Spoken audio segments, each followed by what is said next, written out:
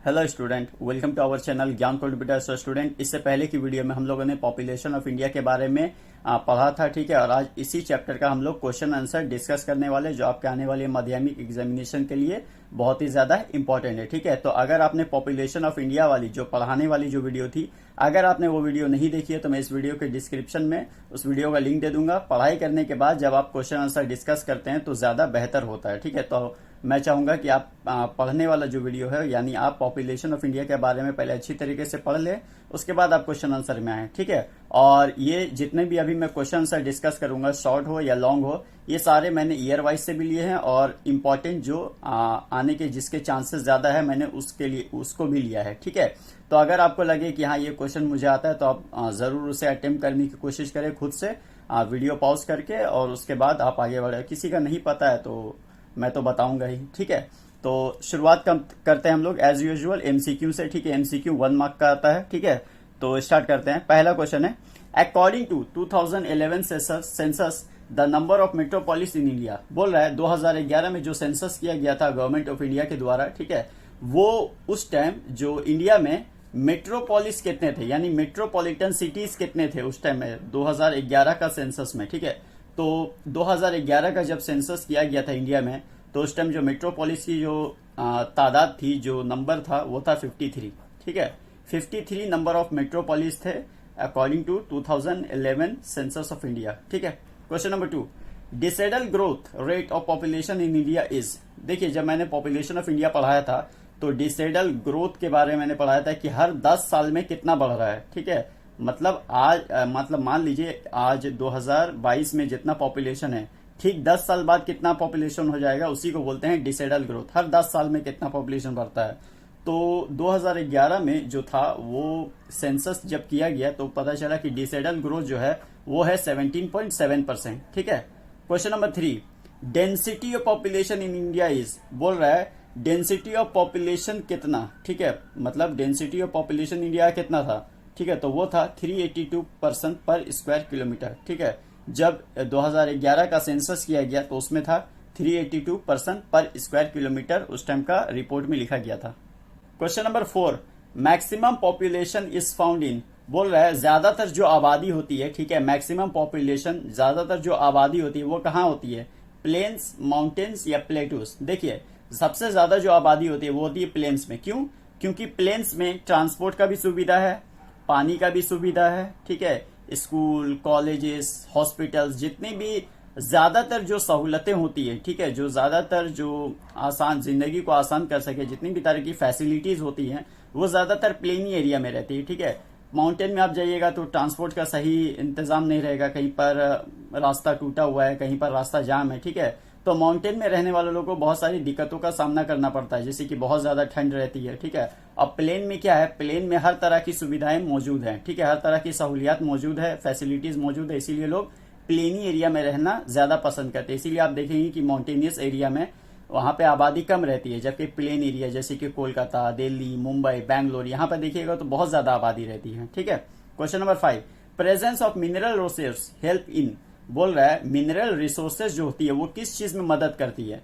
तो देखिए, mineral resources में क्या क्या निकाला जाता है, आयरन ओर निकाला जाता है, बॉक्साइड निकाला जाता है, गोल्ड निकाला जाता है, सिल्वर निकाला जाता है, कोल निकाला जाता है, ठीक है। तो ये सारे मिनरल्स है ना जो जमीन के अंदर से निकाले जाते हैं। तो ये जो हेल्प करती है वो करती है इंडस्ट्रियल ग्रोथ को, ठीक है।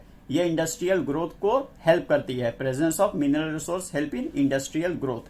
Question number 6, urbanisation causes. बोल रहा है अर्बनाइजेशन की वजह से क्या होता है। तो अर्बनाइजेशन की वजह से अनएम्प्लॉयमेंट बढ़ता है, ठीक है। क्यों? क्योंकि अर्बनाइजेशन का मतलब क्या होता है, गांव से आने वाले लोग जो शहर में बस जाते हैं उसी को बोलते हैं अर्बनाइजेशन, ठीक है। अब देखिए, शहर में जितने लोग पहले से रह रहे हैं उन्हीं के पास काम नहीं होता है। शहर में देखेंगे आप कितने सारे लोग बेरोजगार बैठे होते हैं, और ऊपर से गांव के लोग आ जाते हैं शहर में बसने के लिए, उसी को तो अर्बनाइजेशन बोलते हैं, ठीक है। अब गांव से जब लोग शहर में आएंगे रोजी रोटी की तलाश में, ठीक है, एम्प्लॉयमेंट की तलाश में, तो उन्हें तो नौकरी नहीं मिलने वाली ज्यादातर लोगों को, तो वो अनएम्प्लॉयड हो जाते हैं। इसीलिए अर्बनाइजेशन काउजेस अनएम्प्लॉयमेंट, ठीक है। Question number 7, according to Indian census the minimum population of an urban centre is. बोल रहा है कि अकॉर्डिंग टू इंडियन सेंसस के according minimum population of an urban centre, एक अर्बन सेंटर का कम से कम आबादी कितना होना चाहिए, ठीक है। एक अर्बन सेंटर का मिनिमम पॉपुलेशन कितना होना चाहिए अकॉर्डिंग टू इंडियन सेंसस, तो वो होना चाहिए 5000, ठीक है। अगर किसी जगह का अगर आबादी 5000 है तो वो अर्बन सेंटर की गिनती में आता है, ठीक है। अर्बन बोलते हैं शहरी इलाकों को, रूरल बोलते हैं गांव के इलाका को, ठीक है। तो मिनिमम पॉपुलेशन जो चाहिए एक अर्बन सेंटर के लिए वो चाहिए 5000।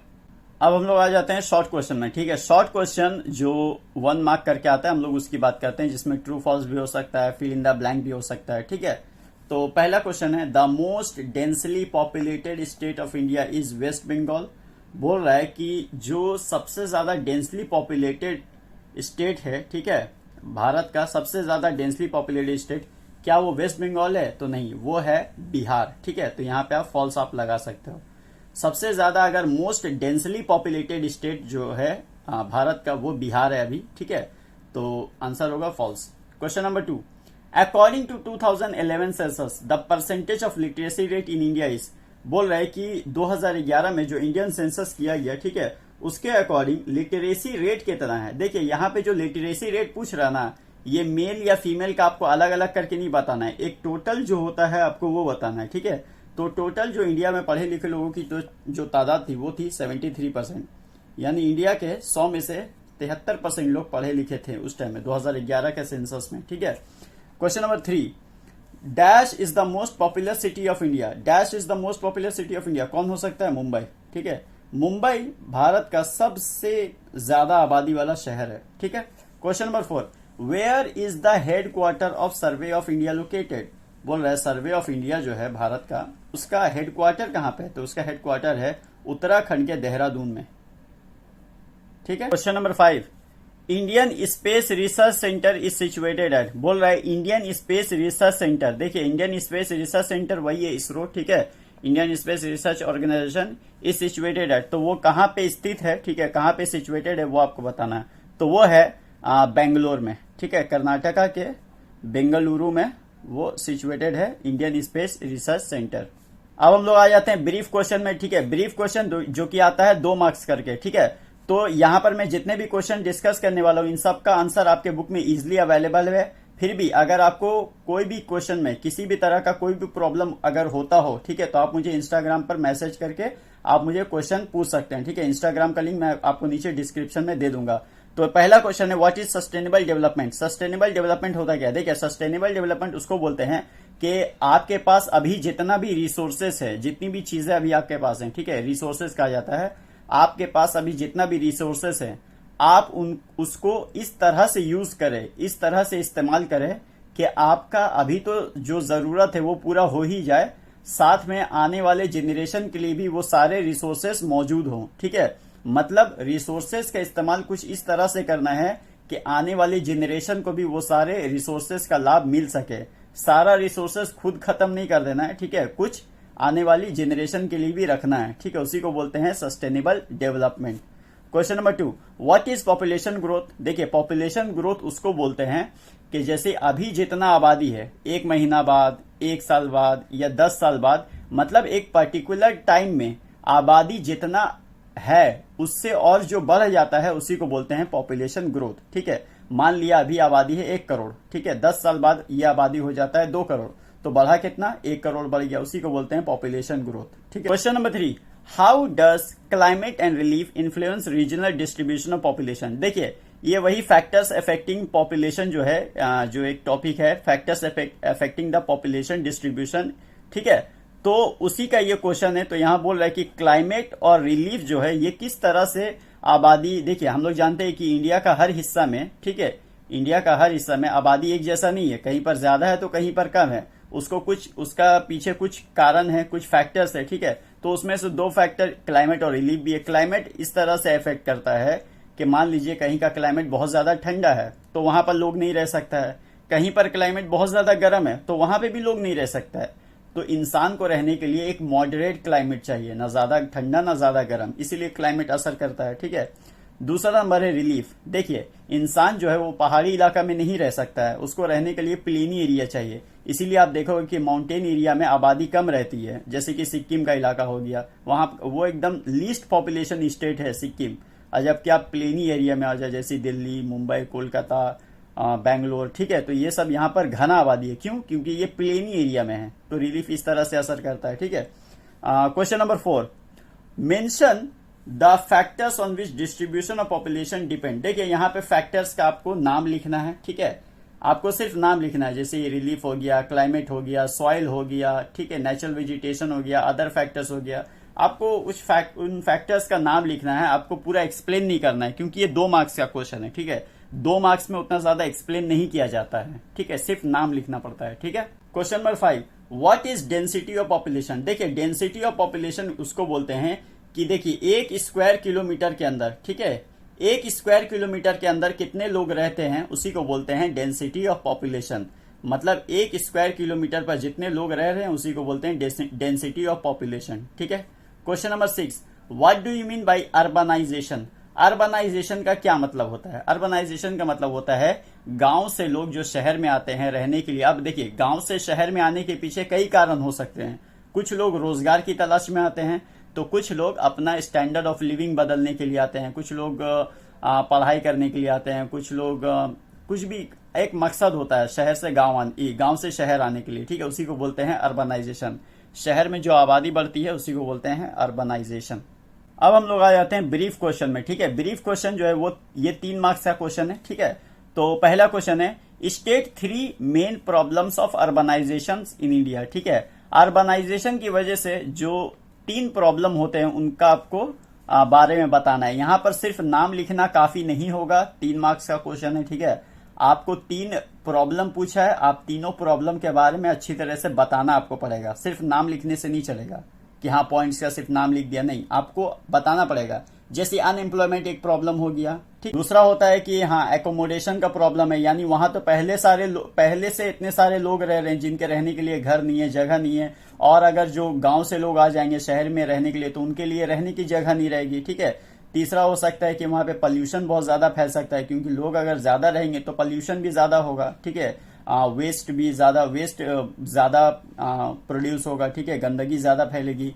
Question number 2, what is the need for sustainable development. देखिए सस्टेनेबल डेवलपमेंट का जो जरूरत है, मतलब हमको सस्टेनेबल डेवलपमेंट का यूज करने की क्यों जरूरत है, तो सबसे पहले तो ये कि ये एक एनवायरमेंटल और रिसोर्स के बीच में एक बैलेंस बनाता है। ठीक है, फ्यूचर जनरेशन के लिए भी कुछ ना कुछ रहना चाहिए, ये भी तो बताता है ना हमको सस्टेनेबल डेवलपमेंट।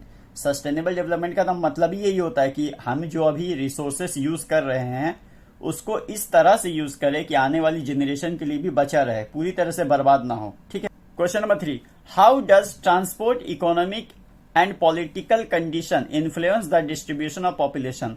बोल रहा है कि पॉलिटिकल कंडीशन हो गया, ठीक है, ट्रांसपोर्ट हो गया, इकोनॉमिक हो गया, ये सब किस तरह से अफेक्ट करता है डिस्ट्रीब्यूशन ऑफ पॉपुलेशन में। तो आप डिस्ट्रीब्यूशन ऑफ पॉपुलेशन, जो factors affecting distribution of population in India जो है उस टॉपिक में जाएंगे तो आपको इसका आंसर आसानी से मिल जाएगा कि हाँ पॉलिटिकल कंडीशन की वजह से भी पॉपुलेशन का डिफरेंस हो सकता है। लोग वहां पर रहना ज्यादा पसंद करेंगे जहां पर पॉलिटिकल इशू नहीं होता है बहुत ज्यादा। ठीक है, और जहां पर पॉलिटिकल इशू बहुत ज्यादा होता है, आए दिन कुछ ना कुछ होता रहता है, तो वहां पर लोग रहना कम पसंद करेंगे। ठीक है, question number 4, mention the causes of urbanisation. Urbanisation का पीछे क्या क्या कारण होता है वो आपको बताना है।